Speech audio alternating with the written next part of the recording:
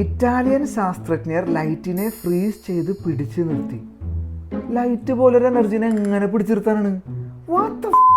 ഇതൊരു science fiction അല്ല, it's real.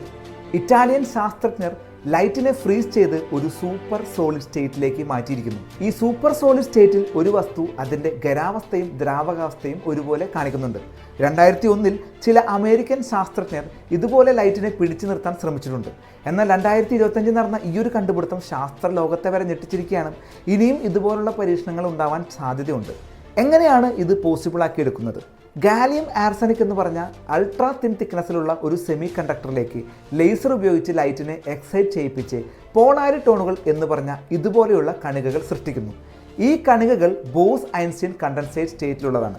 ഈ ഒരു അവസ്ഥ കാരണമാണ് ലൈറ്റിന് ഇതുപോലെ ഫ്രീസായി നിൽക്കാൻ സാധിക്കുന്നത്. എന്തായാലും പറയുമ്പോൾ സിമ്പിളാണെങ്കിലും ഈ ഒരു സെറ്റപ്പ് ഉണ്ടാക്കിയെടുക്കാൻ ഭയങ്കര ബുദ്ധിമുട്ട് തന്നെയാണ്. എന്തായാലും നേരത്തെ പറഞ്ഞ ബോസ് ഐൻസ്റ്റീൻ കണ്ടൻസേറ്റ് അവസ്ഥ കണ്ടുപിടിച്ചത് നമ്മുടെ ഇന്ത്യൻ ശാസ്ത്രജ്ഞനായിട്ടുള്ള സത്യേന്ദ്രനാഥ് ബോസും ഐൻസ്റ്റീനും ചേർന്നാണ്. ഇതുപോലെ രസകരമായിട്ടുള്ള ടെക് ന്യൂസിന് വേണ്ടി നമ്മുടെ ചാനൽ ഫോളോ ചെയ്യാൻ മറക്കല്ലേ. അടുത്തൊരു ഇൻഫോർമേഷനുമായി കാണാം. അതുവരെയും ബൈ ജിനോ ടെക് വ്ലോഗ്സ്.